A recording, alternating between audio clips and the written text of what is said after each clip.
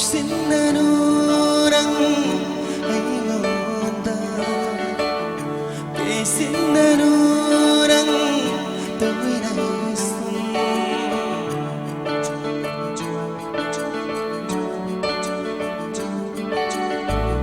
Wahala no ay mo minutuna Kamoy sige bangamday Kauhali wahale kamoy se otmire Joktare hakjansu ay di nang burong si bala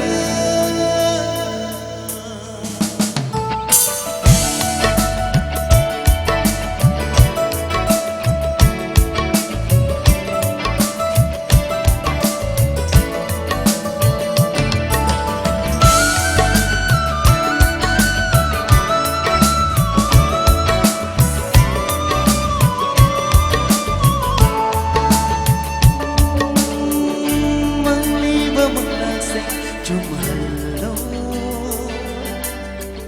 ng bungaw jabalok jaba Haliba pumbasa panghalo ng bufang jaraba senaba nung sibi ng bufang laba Opay mahayale Tingning bagi mahawlo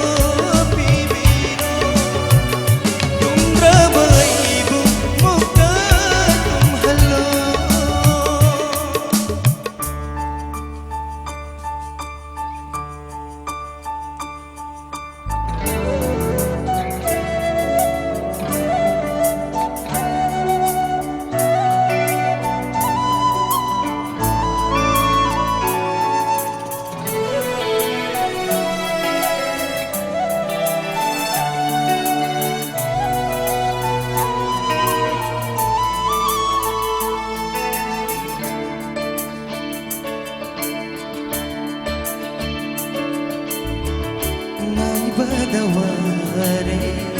tunda bayamle nung sibi ng bukan barat ay hikaya lapok pangamlo ng gimang nalay nagsilakloy nagdadarang uda basungamloy bikukuling nung sibi ng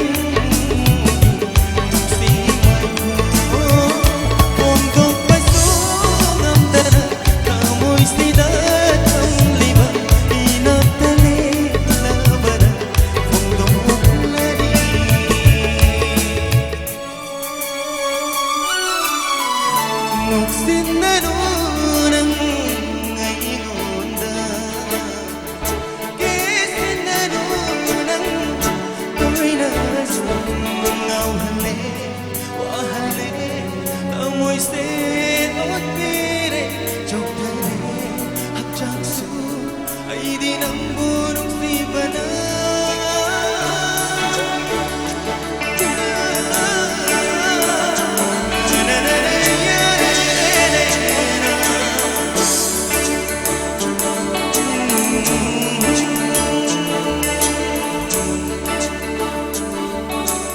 Thank you.